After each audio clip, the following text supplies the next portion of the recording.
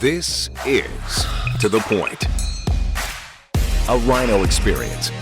Voted one of the top home services marketing and operations podcasts. Cutting through the bullshit and getting to the point. Hey, what's up, To The Point listeners? It's your boy, Chris Yano, the host of To The Point Home Services Podcast, and it is December 6th. Oh, the weather outside is frightful. I should have really taken up a career in being an entertainer in the music industry. I'm starting to realize I've got a real knack for, singing. I'm pretty humble too. Ben, what are you laughing at, man? You know that sounded good. Yep. Sound like you belong on a cruise ship, Chris. That's actually probably more accurate. A cruise ship. You can be right. You can be right. Well, listen, I'd been out of a job a couple years ago, but nobody wants to be reminded of that. I love Christmas time. It is my absolute favorite time of year. We just rolled out of Thanksgiving a few weeks ago, which is great. It's all about family and everybody getting together. Or for some of us, we have to travel to college soccer showcases for our kids. But I love this time of year. It's my absolute favorite. My all-time favorite Christmas song is White Christmas. It's my favorite. And anytime that sucker comes on, man, it makes me think of my dad. My dad was huge into Christmas. I'll get all my Christmas spirit stuff from him. My house is decked out. So if anybody follows me on Facebook or whatever, if you just look, once my house is done, which will be next, it was done I turn everything on December 1st. It's done well before December. It's like the Griswold house. It looks cool. Music plays. It's all synced to music. It's so cool. I love this time of year. It just feels good. The whole Christmas spirit thing just makes you feel good, right? Well, I'm excited to have my friend and also a customer of Rhino, which I'm super grateful for. Phenomenal businessman, phenomenal human being, husband, father of you got three. You have three kids, right, Ben? I do three. Yep. That's right, I do man.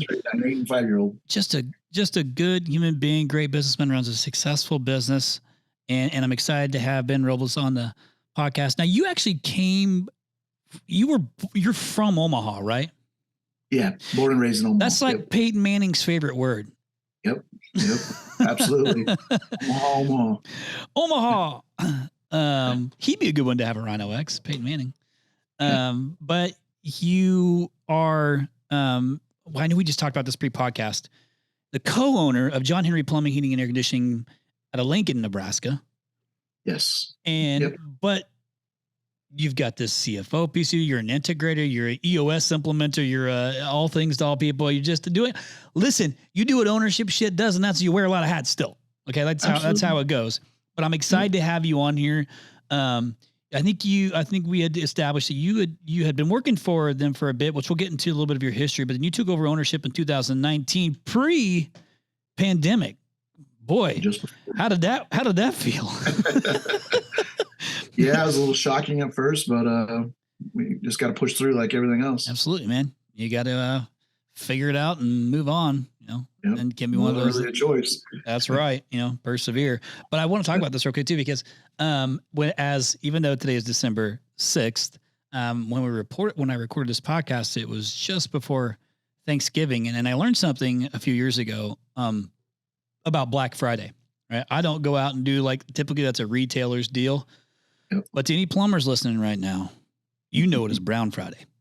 Hey, I bet you're, and it's one of the busiest days of the year for plumbing companies. You got drains being clogged, you got toilets being clogged, lots of Brown Friday is a thing.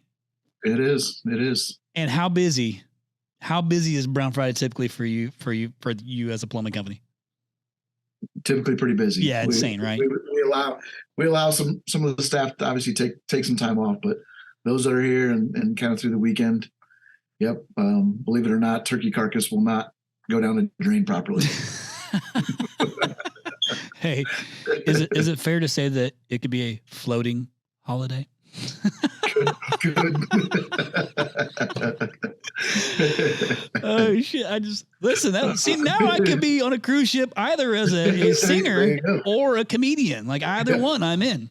I was going to say you got a 5-day-a-week gig there. Hey, listen. Speaking of singers, fun fact about my man Ben, and I'm either going to be right or wrong, but I think I'm right. if are you a Biggie Smalls fan? Huge. Yeah, I thought so. Huge. Biggie, Huge. Biggie, can't you see? Yep. The 90s when I effectively grew up in the 90s in college, and that was it. That was Tupac. There was an attraction to it for whatever reason. Dude, Tupac, Biggie, Eazy-E. Like, I loved all that stuff too. I come from the country, but I was country gangster. Whatever that means, I was country gangster. You have the subwoofers in the back of your old Cutlass there, Chris? Well, it was a Mercury Cougar, but yes, I had it. Yeah, it was a 1985 Mercury Cougar. It had a digital dash. I thought it was so cool. And then I put a subwoofer in the back of it. And it was like one of those bazooka tubes. You remember like the old school, like it was just a piece of shit that I could afford to get. And I put it in there and I thought it was so cool. I look back, I just gave a speech to a marketing class at one of the schools out here in Phoenix. And I showed them a picture of that car. Man, I thought I was much cooler than I really was. Yeah, I was recently, I bought myself a car for college gift, moons and moon years ago, I guess. And hung on to it, even though I've since moved on to a couple different vehicles for whatever reason, and was cleaning that one out because I'm finally going to get rid of it. And as I was getting ready to clean it out, I had to pull out subwoofer speaker wire. That was still kind of floating around, even though the subs and everything else was long gone. I was talking to somebody, in that class. I'm talking to a bunch of juniors, right? And I have a sophomore in high school, my daughter. And she was like appalled that I was even going to a high school and speaking.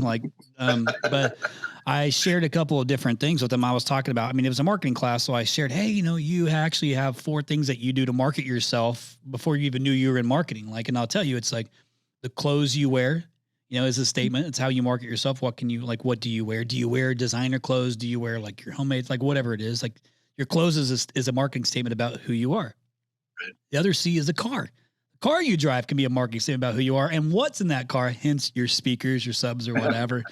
And I was going through this whole thing with them, and because we're in the world of social media, I also included your character and your creative, like what you're putting out there, your content, sure. Just like I tried to hit these 4 C's. But it was interesting because I was telling them about, and I showed that picture of my first car, this Mercury Cougar.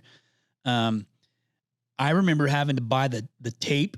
And you put the tape in the tape deck. And for you listening who don't know what a tape is, Google it. All right. It's a cassette tape.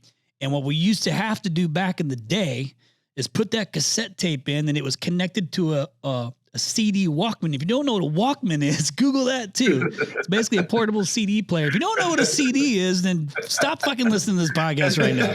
I'm kidding. But I had to, you remember that? You used to plug it in, and that's how you played your CD because it didn't have a CD player in my car. Right. You see the Facebook memes for anybody kind of in our age range has that bucket of wires and adapters and that kind of thing. And I can assure you, if I was to go to mine in our basement, I probably still have that set up somewhere floating around in that box. What? What's funny is that because I grew up so poor, like anytime I got anything, I would start to hoard it. I'm like, I'm going to reuse that wire sometime. Yeah. I'm going to and I think it's made the moves with me over the years. I'm 43. Like I can get rid of, I can afford new shit if it happens. Right. And now you don't even need the damn wire. So I kept them all these years and drug it. I've even still got like old computer, like hard drives and just still sitting. Anyhow, I just don't know. That's a whole tangent there, but man, those were some good old days, right? I loved that man. That was a good life to live. And I can tell you my very first favorite CD, and then I'll get into it, listeners. I promise I'll get to it. I'll get to the point. My very first CD that I bought and played in the car was the Friday soundtrack. With Ice Cube and Chris Tucker. And I must have watched that movie a million times, and I had it memorized, because I was country gangster. So, which is why, I got Nelly coming to RYNOx this year because you country grammar. He's those are my people, so I'm excited for him to come. Now, hey, listen, you went to RYNOx earlier this year. I did. How was your experience? It's fantastic. It's fantastic. Matter of fact, I crossed paths with Terry last week at an event, and I hadn't really met him. I don't know that I actually really effectively talked to him at RYNOx, but he looked at me and he said, you look familiar. And I said, yeah, there wasn't very many people in that room, but it was extremely powerful. And so, hands down, I've been to a lot of events, Chris, over the years, and hands down, probably the top event I've ever been to regarding the home services space. Man, so I appreciate that. Just a fantastic experience. Was it as promised? Over delivered, Thank you. I think that's your style. Cool, man.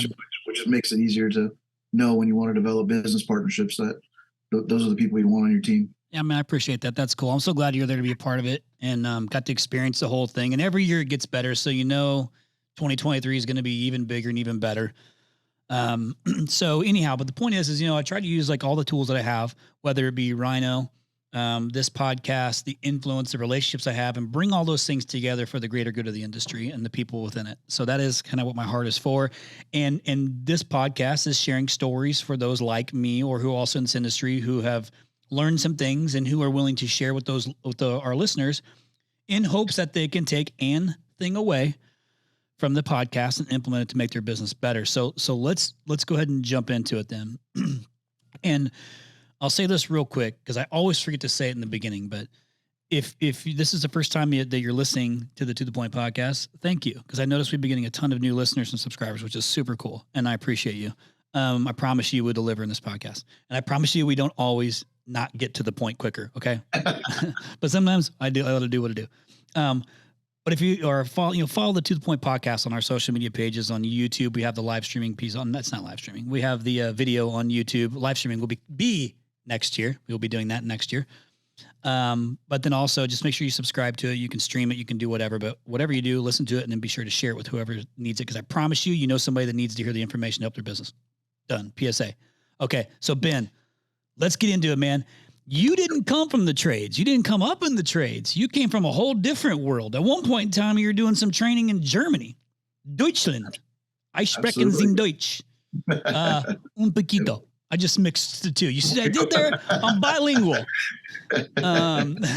God, okay. Anyhow, take us through your journey, man. How did you get into the trades? You were in the UPS world, man. That has nothing to do with this world. Tell us what's up, man. Like, tell our listeners how you got in the trades and kind of where you sit today as an owner in John Henry Plumbing and Energy. Yeah. So, my journey really started, in numbers and accounting. Even when I reflect on it at times, that path was kind of, apparent to me all the way back in high school. So left high school, went on the journey, to get an accounting degree. Actually started here at the University of Nebraska-Lincoln, which is just down the street from our offices now. Spent a few years there and then finished out my education at University of Nebraska-Omaha. It's about 45 minutes up the road from where our office is. I had the opportunity to enter into an internship program back in, I want to say 2000. It was an internship program really aimed at minority students, underrepresented students or people in corporate America. And so through that, I served a summer internship. And as the next school year started, was working my way through school and needed to continue to work.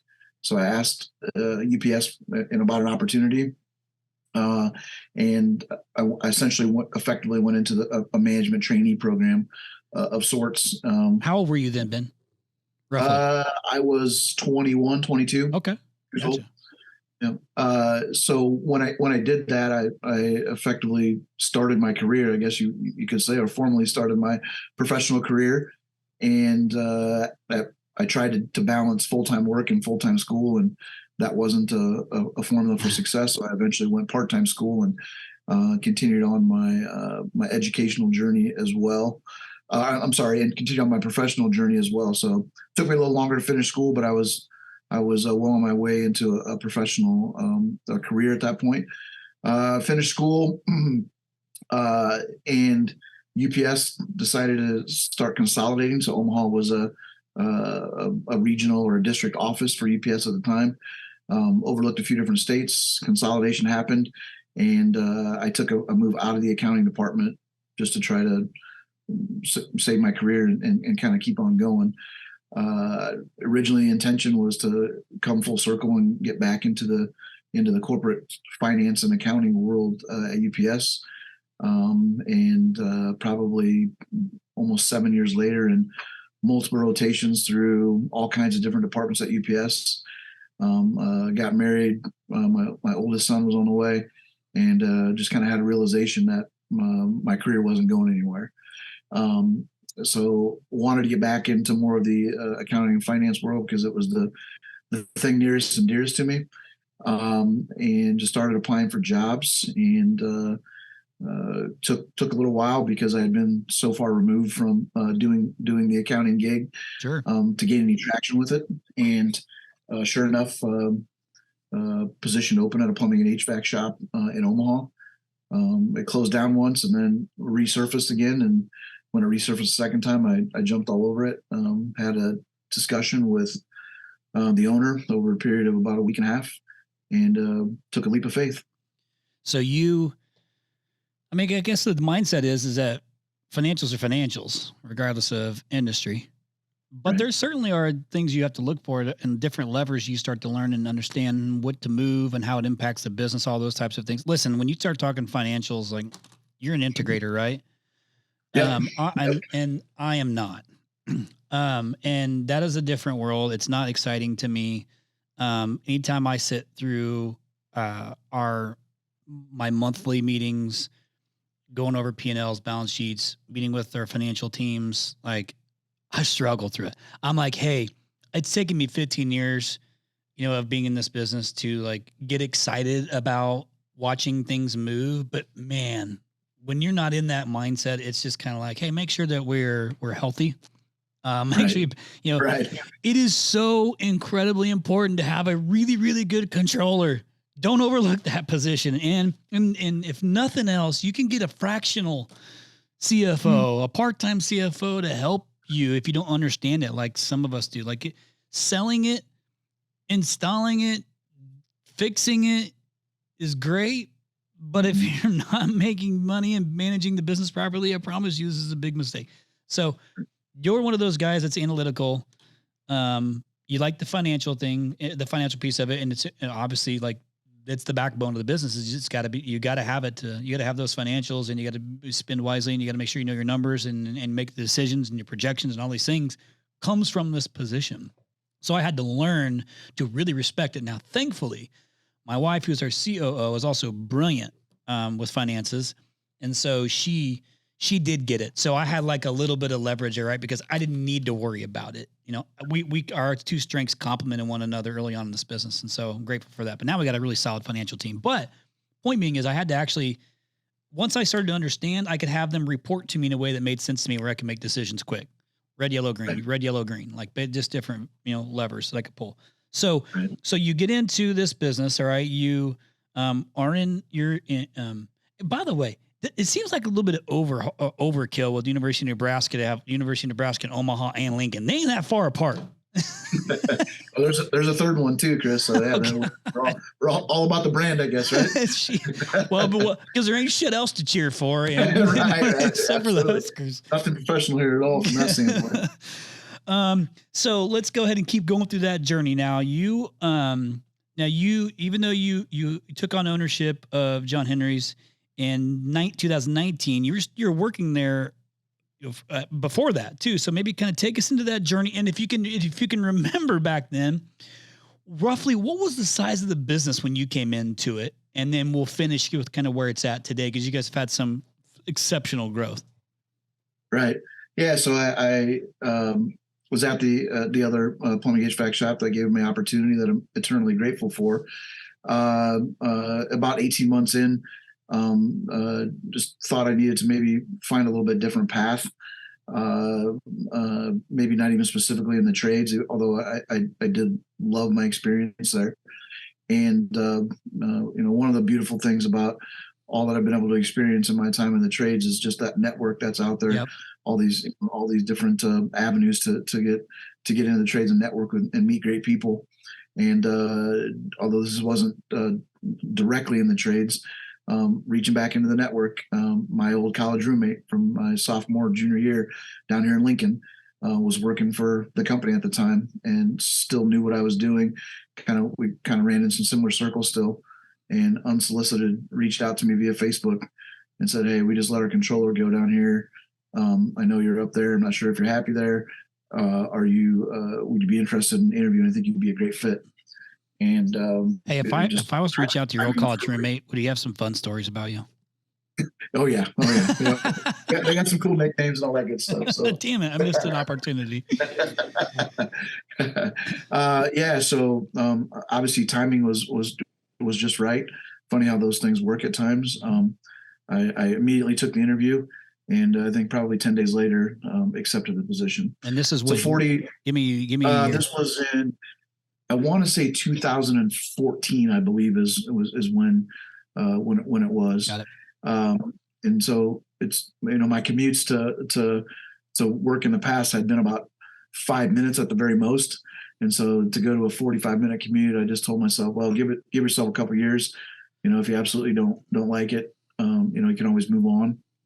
And at this point, the rest is kind of history. Got really deep into the industry and learning all the, the inner workings and meeting all the great people that are out there to help grow the business. I think when I stepped foot in the business, I think the prior year, so I joined the company in May of, like I said, 2014. I think the company had just finished at just under 10 million, I believe is where the business was.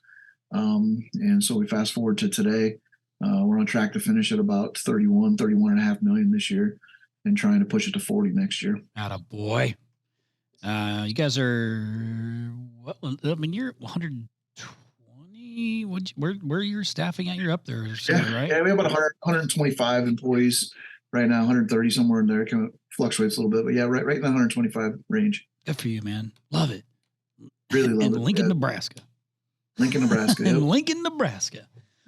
Just under 300,000 people. So. I know, man. It's such a cool story. So, like, if you're in a smaller market like that, I say smaller because, I'm used to dealing with major metros and medium metros. This is this is a smaller market. Anything 500,000 population under, to me. I'm not talking rural. It's not rural, but it's a smaller market. That is a phenomenal business. So, if you don't think it can be done, here's proof. It certainly can be done. Now, because you were talking about the company actually started in 96, I believe. So yes. I was a junior in high school. I had a butt cut haircut, and I was probably wearing a flannel shirt and some boots. I don't know, one of those things. But company started in 96. So you take on this ownership in 2019. What I'm curious, the business is a phenomenal sized business. I've heard others outside the industry talking about how well your business is, and I'm obviously super tied to about everybody in the United States of America. I want to try to help the listeners understand, like, how is this happening? And because you have this CFO hat, this financial hat too, I'm interested to hear how you, coming from outside the industry and into it, like, how did you immerse yourself into this home services space to start to understand what is the difference? Like, what do you need to be like? What did you do to start to educate yourself on what you need to pay attention to in the home services space? Because some of these people listening are still trying to figure that shit out. So maybe share some of that, because you probably started to pick up on, like, oh, I really need to pay attention to X, and you really need to pay attention to Y, to Z. So what were some of those things? Sure. Yeah, because if I look in the rearview mirror and reflect on some things, at a point when I left my accounting gig at UPS and went into these other operational engineering assignments, I did all kinds of things.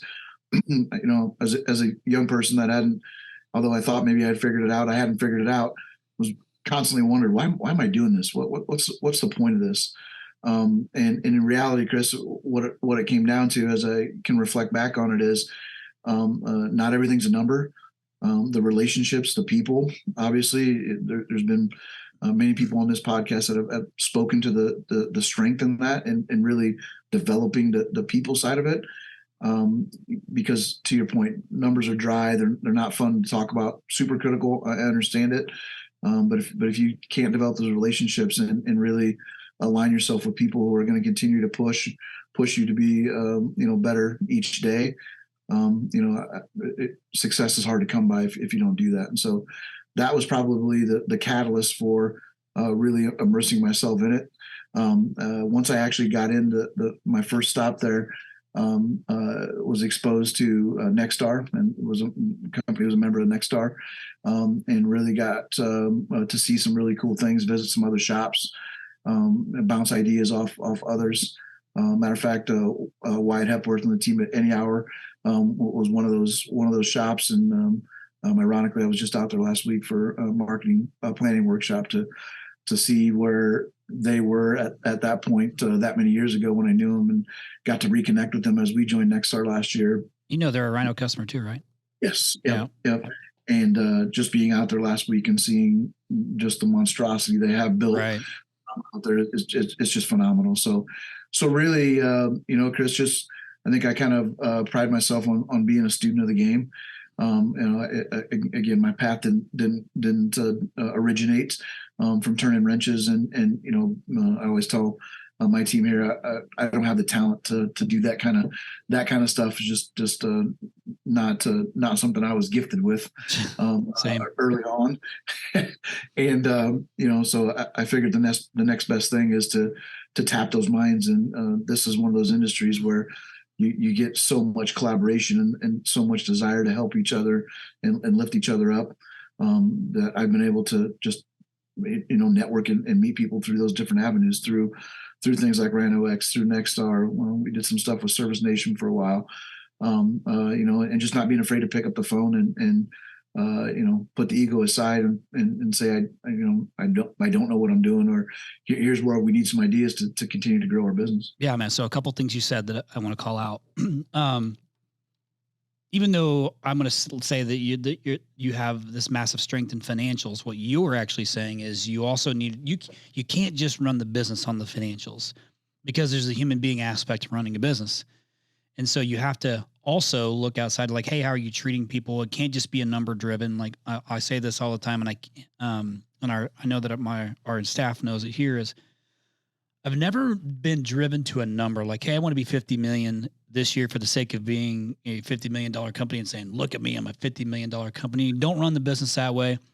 The business is run in a way of, how can we continue to do as best as we possibly can for all of our customers and all of our employees? And as long as we keep driving all those things and making sure that every employees, we have, I think there's roughly 160 Rhinos at this point, including our contractors, our constant contractors for the call listing and reporting team, is how are you utilizing your education budget every single month? Are you being smarter? If you're trying to career path to the next position, then your education should follow those things. Because the whole point being is the smarter they are, the better they are for themselves, the better they are for our customers, the better they are for the company overall. So reputation over revenue mentality. And so, but then you find those people who are in those strengths to help lead. Like if you have a financial hat, if you have an operations hat, if you have a marketing hat, like you got to find the different leaders in those things to kind of grow and scale the business.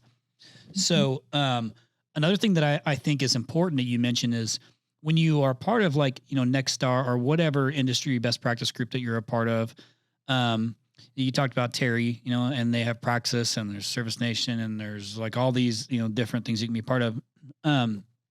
You develop these relationships. And I don't think, even though you can't say, well, that's not really tangible that I could take and learn. Yes, it is, because when you're in the moment and you hit the roadblock, it sure is nice to pick up your phone and send a text message to somebody who can help you answer that question. Absolutely. And that is a game changer. Like that is the value. Like the power of networking, a meaningful networking is so important to your business, regardless of size. Regardless of size. I have people reach out to me and ask me for opinions, and they're running $300 million companies with private equity backing, and they're still asking me questions, and I feel good about that. But I'm also, and sometimes that question is, Chris, I need you to connect me with so-and-so. And I'm like, you got it.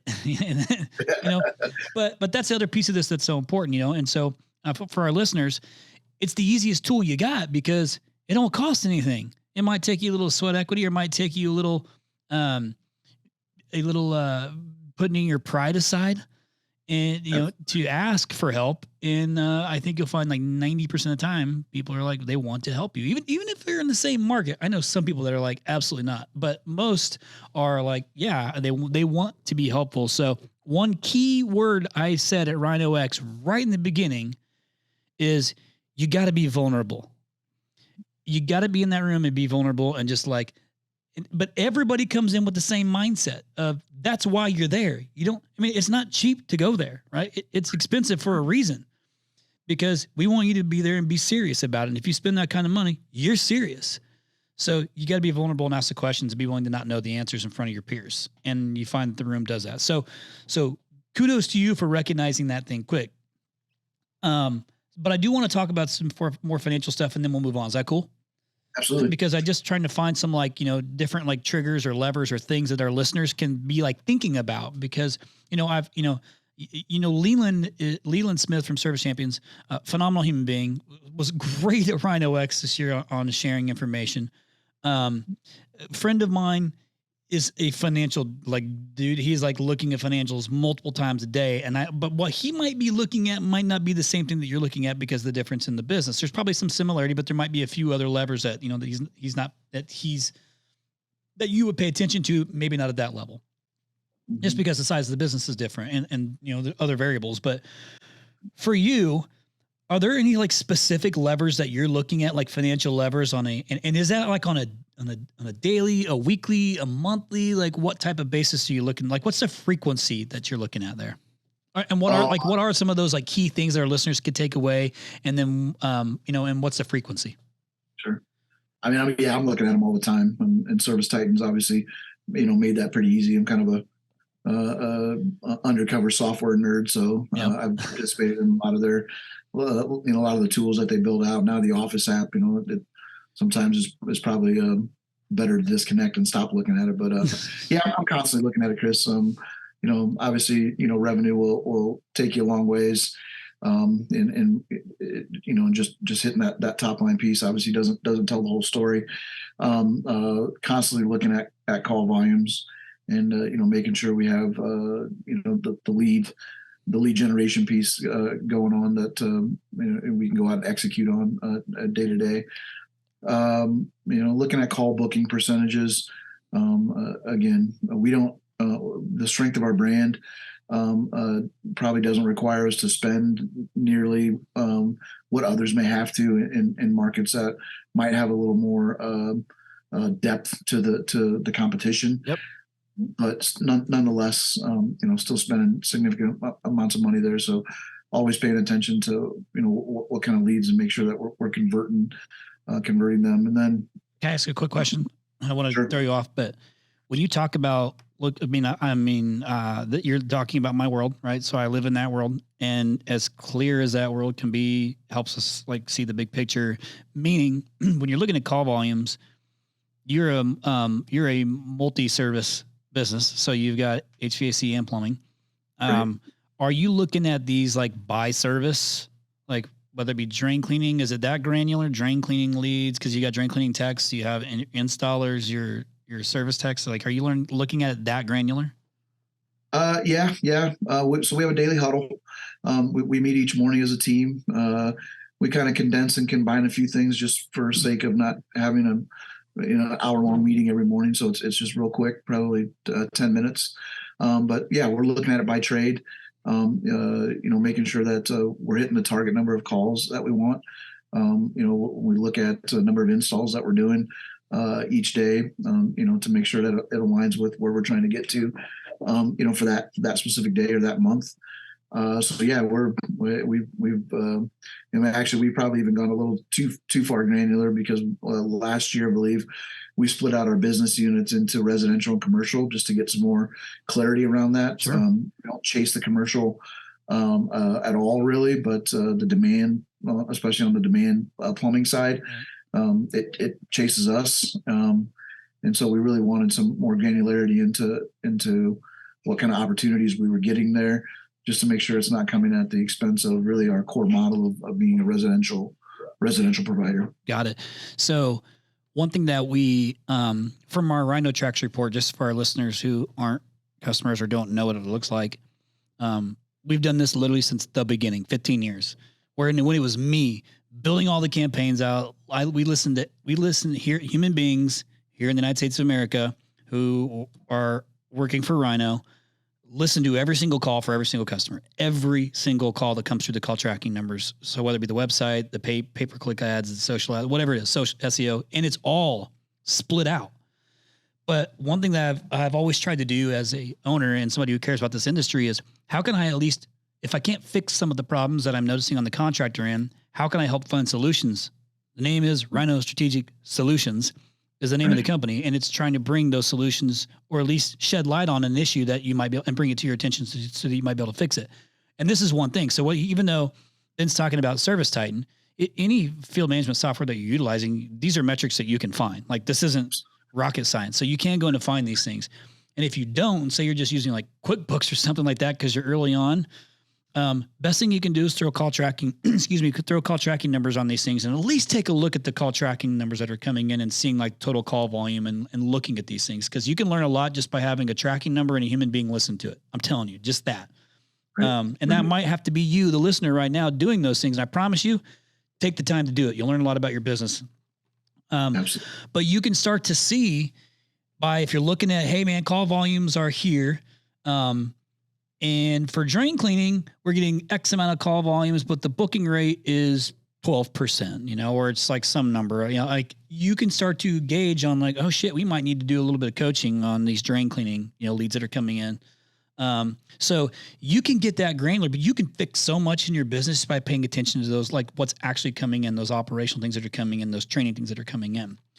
So I'm so happy, man, because since even I've talked to you last, Ben, is I love it when opportunities come up again, and we have a lot of interested people that want to work with RYNO, and some positions have to be local, right? Just if you're going to be in leadership, like you have to be local for the most part.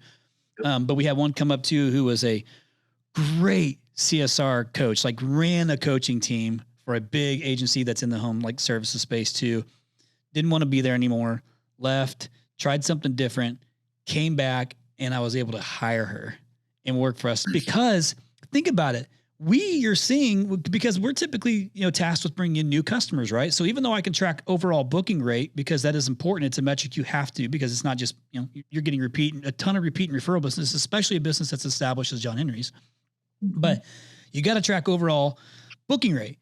I'm looking at what's the new booking rate, like on new business I'm bringing in, are you booking it? And if not, I'm saying, hey, here you go, Ben, like, your booking rate's 14%. Industry average is like 38, 39, 40%. Like you're well below average. You got to fix it. And that's been like the yucky part for me because I've just been stuck there. I'm like, here you go. Pick whomever you want. Maybe find somebody internal, but somebody's got to work on those CSRs, booking those calls because it's atrocious for new business. Otherwise, we shouldn't spend another dollar on anything until we actually get that thing squared away. So now I actually have that solution. I'm not going to offer it as a external service, but I'm going to offer it to internal customers going into next year. And right now, it's currently being beta tested with Any Hour Group. Nice. So yeah, man. So a big deal. But anyhow, to follow the same point that you're talking about it's because those are the metrics and some of the things that you can pay attention to regardless of size. You hear me say that, regardless of size of company, that will help your business. I promise you. So then you look at closed revenue, right? Because you got to, even though you're looking at top line revenue, there's another missing ingredient in there. The missing ingredient is how much opportunity did we have that we didn't take advantage of like demand opportunity. So there's like a lot that you can learn in that space, that those numbers he just gave you, this revenue, the call volume, the booking rate, are some really good levers that can have a lot of different, alternatives to help move the business forward. So, I don't know why I got something stuck in my throat right now. I don't know what it is. It's not the time of year. I don't have allergies. Something I'm interested in too, like you in coaching and training and things like that, you can actually, some of these people put on financial classes, like even how to read a P&L, like the basics. And even though you might be embarrassed because you're probably sitting listening to this right now, I guarantee you there's someone listening to it that's like, oh, I'm that guy, but I'm never going to say anything because you don't want to sound like an idiot. I promise you, there's a shitload of people that feel the exact same way as you. I was one of those people. So you can do things like that. Have you, and there's lots of those options out there too. It's just that Ben kind of has that, like that's one of his core competencies is that world. But have you ever offered like to your internal employees? Cause you have so many, like this is something that we just started doing at RYNO, was for those who don't really know we're offering internal coaching sessions for them. So bringing in a financial advisor and financial coaches and offering it up to our staff so that way they can understand what to do with their money, or like if they do want to invest in anything and what that investing actually really even means. You know, maybe you don't invest right. Well, maybe you do invest right now, actually. Probably get it pretty cheap. But anyhow, but somebody to like coach them how to use their money. Like we have a lot of younger employees in here too, and I had no clue about any of these things when I was younger. So you guys do anything like that for your own staff? Yeah, I mean, probably not as intentional as I'd like to see it, but we have our 401k representative come in here and at least talk through some of that. We have a pretty young demographic in the workforce, so we've done some what I'll call basic things like that. I think there's a bigger vision there, though, Chris. One of the things at our annual planning meeting earlier this year that I kind of challenged the team with are two things for next year to really be kind of an underlying theme. Taking a deep dive into our customer experience and making sure that as we continue to grow, that we're not letting some of the angles of things that separate us from our competition. We're not letting some of those things go by and just making assumptions that that experience is still what we want it to be. That's good. And then the other thing, looking at the employee experience, and certainly that aligns with taking that next step. We're kind of in the infancy stages of doing that with our own numbers for the company, just to get a better understanding. So we're in the process of working through a few exercises to give everybody kind of a baseline, just so there is transparency to exactly what's going on and everything that we're asking of our employees day in and day out, that they can see the fruits of that labor to see what's really going on in the company. So yeah, cool. Definitely on our radar to get to that point. Yeah, because you got to pour into. I mean, the way my like thought process has always been on just employees in general is as much as I can pour into them professionally and personally, and let them know that I genuinely care about them, and you can show it by doing X, Y, and Z, whether it be offering coaches or their compensation is great or the culture or whatever. But you have to make sure that you are pouring into those employees and growing them, like, because the better you take care of them, the better they take care of your customers. It's like this beautiful little cycle when it works well that way. And it gets harder as you get bigger, right? Like, because then you got to really rely on your leadership, and your leadership's got to be marching to beat to the same drum. But it's so important to overall customer experience. At the end of the day is the game, right? Is client fulfillment. So you have to do all of these things. Now, if you're smaller, that person might be you, and it might be a couple different people, which does make it easier. But you said something that I think is important, again, regardless of size.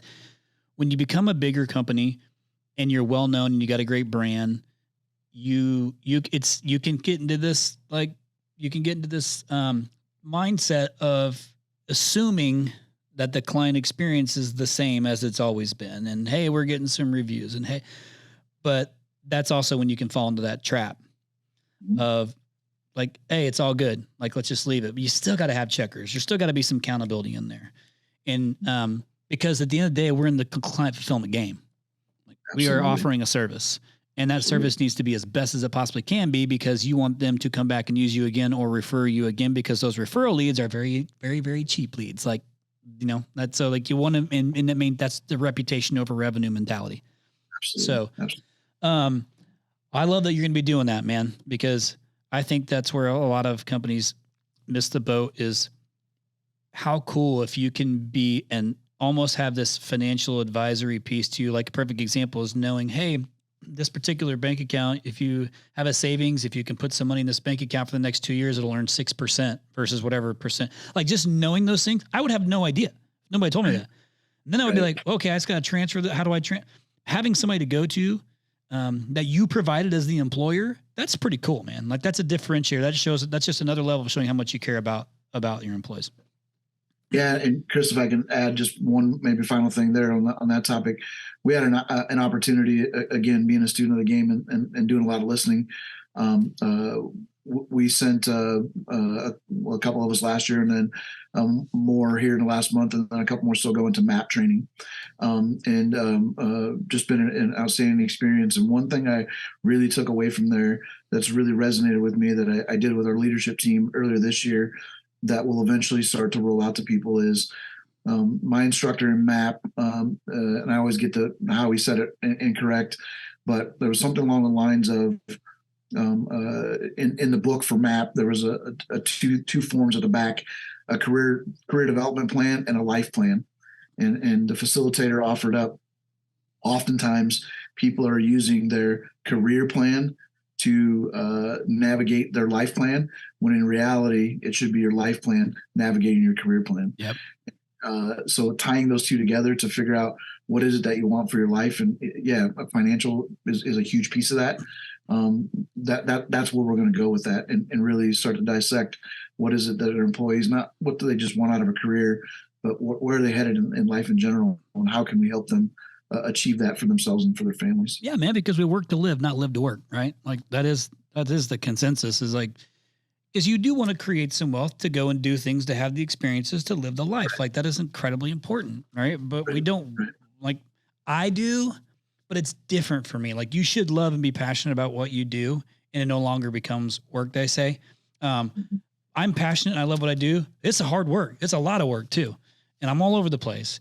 But I do love it.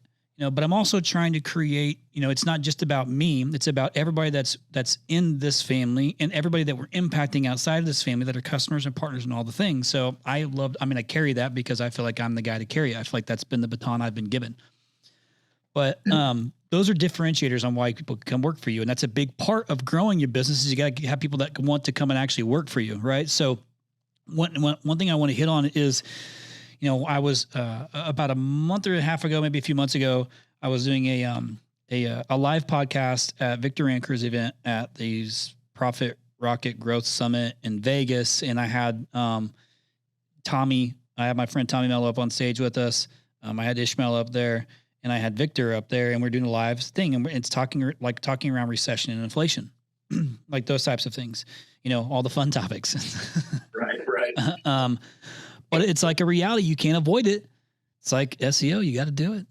But inflation, it certainly has happened. It's not like this is some big secret. It's happened across a lot of manufacturers and just everything in general. Like it's gotten more expensive. Well, something's got to happen, because if you're on the financial side, you're just looking at chipping away at your bottom line. If you just try to stay the same, like that's not the answer. So or there's fear that comes into making change because that inflation on the retail side of it or the customer side. Like, so there's these things that happen, but how have you guys handled that? And I would say, especially in a more conservative market like yours, how have you guys handled that in regards to just your pricing? Like, how did you decide to make adjustments?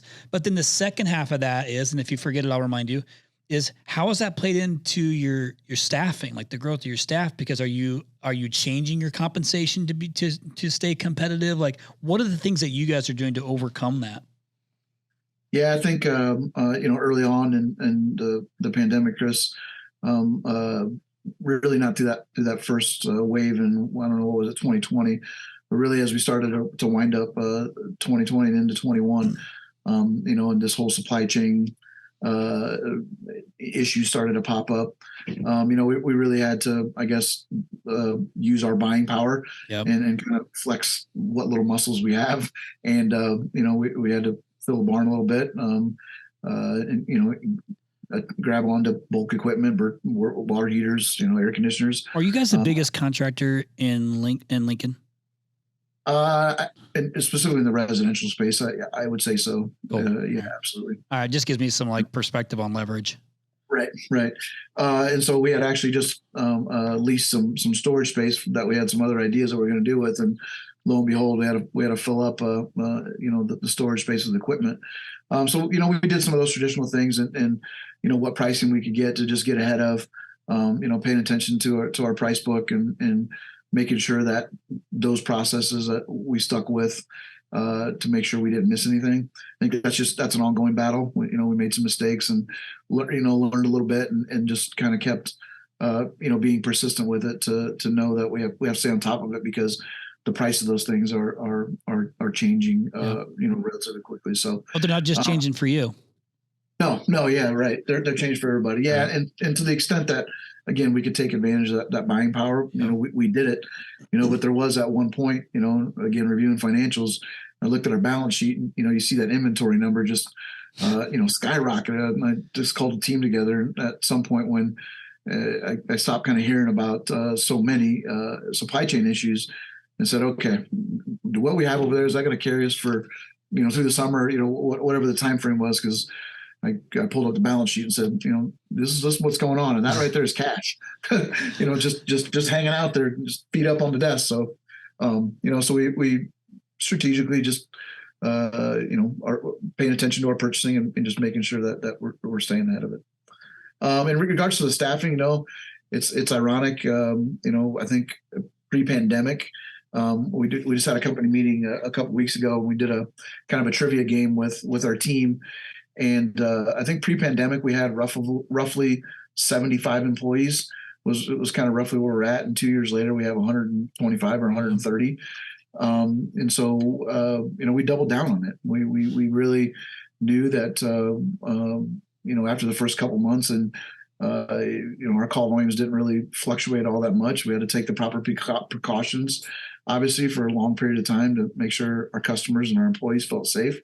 But we kind of figured out at some point that we could push through the challenges. And so we continue to invest in the infrastructure and all that we're doing for our employees. And so we maybe kind of buck that trend when we compare it to other industries. I know others in our space, have been able to do that exact same thing. And we've kind of followed that mold. So when you were going into you stocked up on all this stuff, did your actual price points change? Like, were you increasing costs to homeowner? We were, to the extent that we were absorbing price increases for sure. But I think a lot of that, Chris, is, and when I reference looking at that customer experience, I think probably what I'm trying to say there is that's not just an infinite thing that you can just keep doing without looking at the value that you're providing to the customer. Right. So at some level, not only if you're going to raise that, you got to raise the value to what it is that you're bringing to the table. And, that's also an ongoing battle. But you have to pay attention to it because, again, if you can't do it profitably, what's the point in doing it? Yeah, because also it's fair to say when you're larger, you also have more overhead than the smaller guys too. So they have they have leverage. So even if you have buying power on the equipment side, you also have the overhead that comes along with being a large company too. So there is the great equator in there too that would help balance the thing out. Equalizer, equator. I meant to say equalizer. You know what I meant. Equator is 0 too, right? It's balancing it out, right? Fair enough. Okay, yep. Whatever. Anyhow, but then on the staffing side, you got to be competitive, right? And especially when you're in a market like yours too, it's not like you have to find people and bring them in. And you guys have created an apprentice, you guys created a little apprentice program. Because you got to find different ways to even continue to follow the growth. So with the increase in pricing, you got to think about, well, shit, now I got to absorb that and figure that out. But now I also need to keep up with competitive pay for our team. And maybe that includes different incentive plans or things like that you've done too, that kind of offset that where it's performance based or whatever. But you got to do it because I don't know about you if you experience it, but what we experience is what that cost to get this person 2 years ago might now have just increased by 15, 20, whatever % now for the same thing. And you have to account for those things because the employees are experiencing inflation just like we're experiencing it, right? So at some point in time, what's the cost of living and is there increases and things like that? All the fun stuff that if you're smaller, looking to be bigger, you're going to have to pay attention to it. It all matters. But you have to follow those things, right? Because it's just, I'm always curious to know who's doing what to stay competitive, but also bring the bottom line with you still, because you are still a for-profit business, and the business still does need to make X on the bottom to be able to remain a profitable business. Right. So this whole like thing on, you know, I was having a conversation the other day about what are alternatives going into like 2023. Like, and I did a podcast on leasing, and I'm not sure, you know, 100% how I feel about it. And I'm not even sure leasing is the right term you would use. Maybe it's more like subscription based, but have you heard, like, have you heard anything about that? Like, it kind of started to happen pre-pandemic, and like, it's huge in Canada. Yes. But down here, it has, like in the States, hasn't really caught on a whole lot. And then it kind of went quiet during the pandemic because everybody, like, if it started to blow up and it wasn't even like a thing. But I can see a lot of pros and I can see some cons. I just think there's some misunderstanding about it. And I don't want to go deep into it. I just am curious, like off the top of your head, like, can you see this thing actually catching on with like a subscription based type of thing, or no? Or like, where's your thoughts with that? What's your thoughts on that? Certainly paying attention to it. And, ironically, I think a little over a year ago, we hired a HVAC sales person, came to us from the community about an hour away from us that was doing that same work in that community. And I think belonged to the company was a part of a private equity of some sort, and they may even been based out of Canada. But when we interviewed that person, he was sharing, kind of his statistics and what he has sold in the business that he was in, from HVAC system perspective. And all of a sudden he rolled out that 80 or 90% of what he sold was leased equipment. And I'm like, you're like 65, 70 miles down the road.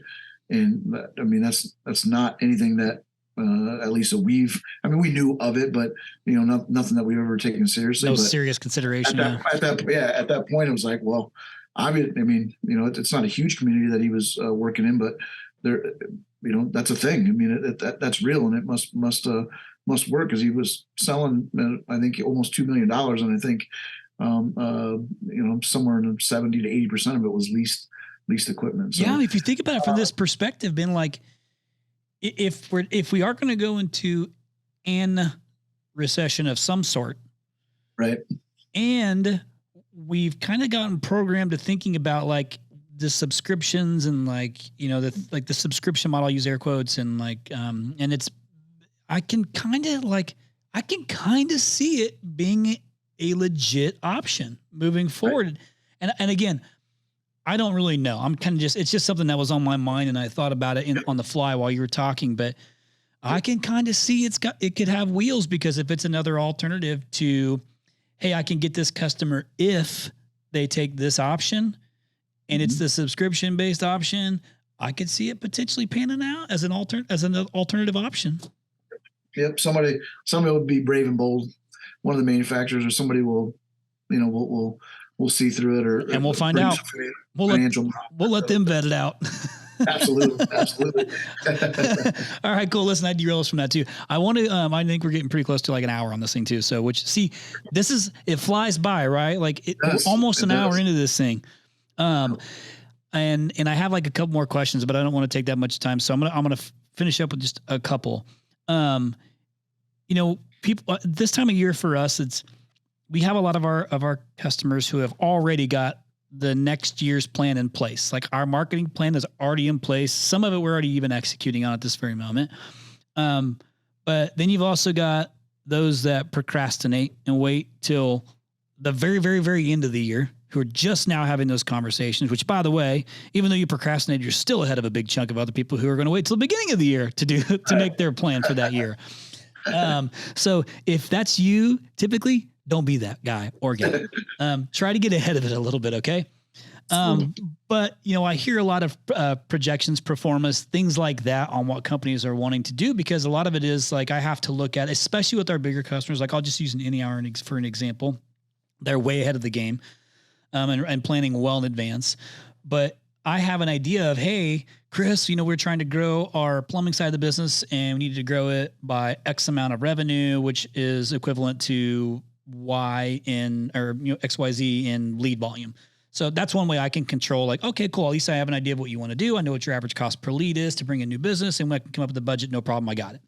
But what I hear is these big projections for next year. And sometimes I have conversations, I shouldn't say just me, but some of the account managers as well, where I don't quite believe that projection, like where that number came from, is accurate. Right. So the projection's only good if your numbers are on point, right? Because otherwise you don't really you can't really measure against it's not accurate. So how can you, point being is, if you're going to project for the upcoming year, and I'm certain that you guys are doing that, if not already done, what are you using to make it as realistic as possible? So that way, when you say, hey man, we want to grow 15%, or hey man, we want to go to 35 million, your market might only bear so much fruit. So, but what are the things that you're using, like to make that projection as realistic as possible? Yeah. So this year we took a little bit different approach to our budget. Traditionally, it's been myself and our controller, really pouring over the data, looking at historicals, kind of projecting forward, where we think we can get. Then we bring in each of the managers and validate, make edits, and kind of land on a number. This year we took a little bit different approach, and we brought in a much bigger section of the team that hasn't traditionally been involved, at least in the front end development of the budget, and really just looking at it from a call volume perspective. How much we think we can grow that, how we can continue to convert that, looking at our staffing headcounts and literally looking at it by month where we plan to anticipate adding headcounts, and walking through exercises in individual groups while everybody's kind of still in one big room, but partitioning them off into their departments, really so they have an input and a buy-in. It really becomes their plan, right? And so we did that, and we still have some buttoning up to do of it, because then you got to go back and look at seasonality and all the dry things that a room that size doesn't really need to spend time getting into. But I'm actually, controller and I are going to review that on Friday, and then about a week from now, we'll hopefully wrap that up with all of our teams. So. But really, Chris, the answer to the question is bringing it down to the grassroots level in terms that they can understand and they can execute on. Simply because it's not some pie in the sky theory of some kind of what we're going to do. It's actual practical numbers and understanding where we've been and where we can go. Year over year from 21 to 22, we're going to grow about 40%. And next year we're projecting about 25%. I was like, well, why are you slowing down? Well, to what you're saying, right? I mean, there's got to be some practicality and reality to it. We're still dealing with pretty big numbers, at least from our aspect. And so to continue to move that needle, it's still going to take a lot of heavy lifting, in order to go from 31 to about 40 million next year. Right. And I think that's something that's worth noting is, I think it's safe to say that whole 2020, 2021, 2022, it was a bit of an outlier too. So especially the 21, 22, like if you're looking at your numbers and you see these big numbers, it can skew from the norm. Like if you look at your trajectory, like those are outlier years that might throw it off a little bit. So just take that into consideration when you're thinking about that. Right. I'm like, that was arguably 2 phenomenal years as essential businesses. I use our air quotes for the trades. Very, very good few years for the trades. But just to take that into consideration, I have zero doubt that you'll hit your goal and your number. Zero doubt. And I look forward to being a small little piece of that as your digital marketing partner. So I appreciate you, man. Big piece, actually, but yeah. Oh shit. We're going to Omaha. Woo! Omaha. So I have no doubt also that from this particular podcast that people are going to reach out to you, and talk to you about these things. And I know that you'll welcome those questions from some of your peers that are listening to this too. Like most of the guests do, but also you're going to have private equity breathing down your neck right now. That's probably already happening. But one thing I want to finish this thing off with is, just something that you and I kind of talked about pre-podcast too is, what is, for the listeners, what is one thing, like if you can just think like off the top of your head, what is one thing that you have learned from a competitor, another contractor, another market? Like what is one big takeaway that you have learned from them, or that they have taught you on how to be better at your business? Sure. Yeah. When I reflect on that a lot, honestly, just as we navigate our own path and developing our own people, this is something that's near and dear to me, is just the development of people. And I reflect back on a meeting that I sat in at the other shop that I worked at, and just seeing how adamant Wyatt Hepworth was about the investment in people.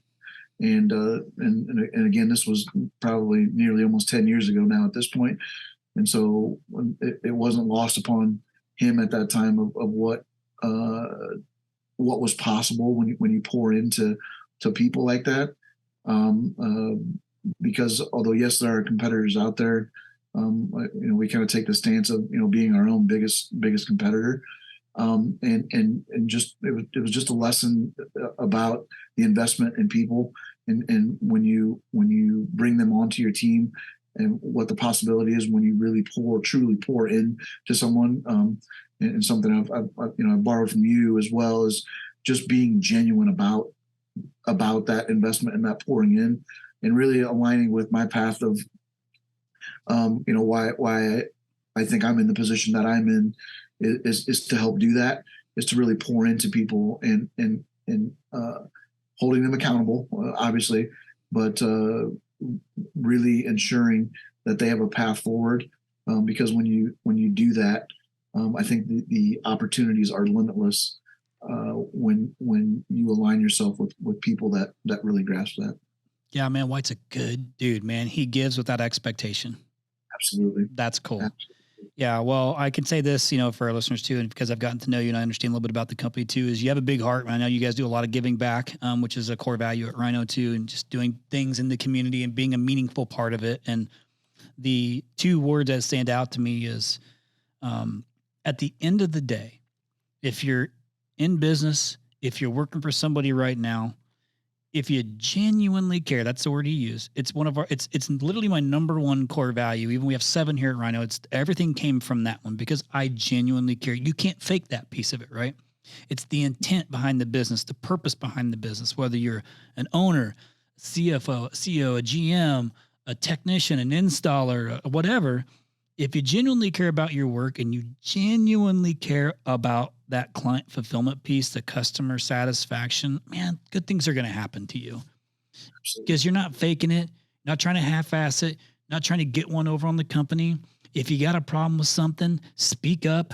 We actually like to hear, don't be a yes man or don't be a yes woman.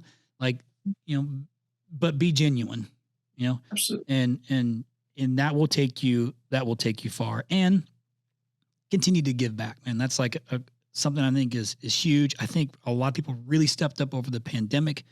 Unlike the Grinch, people's hearts got bigger. Well, I guess his heart got bigger at the end, didn't it? It went small and then it got bigger. But yeah, like genuinely caring is something that is the main driver for me, and really all things, is doing good is good business. Something that Mike Branson told me, who is now the president of Global Air, I think, for Ream, mentored to me in the beginning. But doing good is good business, and I've followed that model. So, hey, thank you, man. Thank you for hopping on. I'm glad I get to be your first podcast. Yeah, this is awesome. Really, really appreciate it. And it took some time to align schedules and all that. But I greatly appreciate the opportunity. You're an outstanding man, and really, really excited to continue to partner with Rhino and get to RYNOx next year and all the good things that 2023 and beyond is going to bring. Dude, I appreciate that. That means a lot that you're saying that. And you know what? I'm going to do something different with you, mainly because I messed up. I messed up because typically at the end of an episode, I read a review from someone who left a review. And on my little sheet here, I don't have one. So I'm taking ownership of this. I've never done this before, so I'm going to put you on the spot. Now, listen, you can leave anywhere up to 5 stars if you'd like, Ben. My hope is it's the 5. But would you mind being the first ever in To The Point podcast history to leave a live review for the podcast? And listen, if not, it's going to be a little awkward, but we'll get through it. So would you be willing to be my first? I'll do that, Chris. I'll do that. I think I actually left one on the platform when you first, or at least when I first got exposed to it, but that never hurts to kind of refresh one. So I'll go ahead and leave a 5-star review. Chris and the crew really pour into the home services industry, really find avenues, even if you aren't a Rhino customer, to really elevate your own business in the way that you conduct your operations, your marketing, and figuring out how you continue to raise the bar. And Chris has done that not only for his own customers, but for this entire industry. And To The Point podcast has been one of those that has been a gateway for me into learning more about the home services and all the great people that are in the industry. And I'm thankful for a partnership with Chris and the Rhino family for being able to do that. That was pretty damn good. That gave me goosebumps. I love it, man. Hey, thank you. Seriously, you know me well. Like when I say it means a lot, man. I'm not just saying that shit to say it. So I appreciate that. It's good to hear. That is the reward for me, right? Like you can't put a number on that type of reward. And that's the type of impact that I want to have, that I want you to be able to have on this podcast with others listening. And then those listening to be able to go and do likewise. Like that is the game, like this big, gigantic pyramid scheme, for lack of a better term, of giving back and doing good shit. You know what I mean? Absolutely. So absolutely. I You're doing well at it, Chris. I appreciate you, dude, so much. I'm excited to see you at RYNOx again. You know I'm going to go big too. I'm excited to watch you execute on your growth plan, to be a part of those things. Like I said, keep doing good stuff, man. Keep on doing what you're doing. I guarantee you're going to have people reaching out to you, asking you for information. And when you do, just shoot me a text and say, and another one. Yeah, I'm looking forward to elevating the sneaker game a little bit since you got Nelly, and go back to the Air Force Ones, back into my years in college. So you better believe you better believe I'm wearing my Air Force Ones. It's going to be such a good day. He's doing a private concert for us. Like how cool. He'll stay and hang out too, which is pretty. And by the way, he's friends with George Donaldson. And so that's how I did a podcast with George here in the studio, and he's like texting him and like the whole thing was like, it was cool. I'm a big Nelly fan, right? So it worked out cool for me. There might be some people showing up who are like, who the hell is this guy? Yeah, I know what the list. But I know what the list looks like. I see who's coming already, and I know from those attendees that the majority are going to be like, hell yeah. So anyhow, I mean, I appreciate you, dude. Listen, I hope you have a great Christmas. Listeners, I hope you have a great Christmas. If you don't celebrate Christmas, I hope you get to have a holiday season or whatever it is that you celebrate. It's a time of year to just reflect a little bit on the success that you've had, reflect on the changes that you might need to make. But give yourself a pat on the back, because I bet you did a lot of good shit for yourself this year and your family and others. And if not, now's a good time to step up and do it before the end of the year. Like, it's the season of giving, so give back. Hopefully y'all had a good Thanksgiving. I appreciate you all so much. You know, we bring these guests on here. They share all kinds of stuff, things to look at, different levers in the financials to use, you know, lots of different tools. You don't got to do everything, but you got to do something. No 0 days, baby. No 0 days. We'll see ya. Listeners, thank you so much again for listening to this podcast week after week. We are extremely grateful. Again, the whole purpose of this podcast is to give back to the home services industry that we love so much, whether you're a Rhino or not. We really, really appreciate all the subscribers. And if you haven't subscribed yet, please go in and subscribe, and you'll get all the episodes sent to you automatically weekly. Also, we have really enjoyed your feedback. It's so meaningful for us when we get to read the nice comments that you guys put. So keep doing that. And if you don't know how to do it, here's what you got to do. You search for To The Point Home Services on Apple Podcasts. You click on our profile, scroll all the way down to the bottom, and hit write a review. And be honest and share your story and how the podcast has impacted you and your business. Thanks again from the bottom of our hearts at To The Point Home Services Podcast. We appreciate you.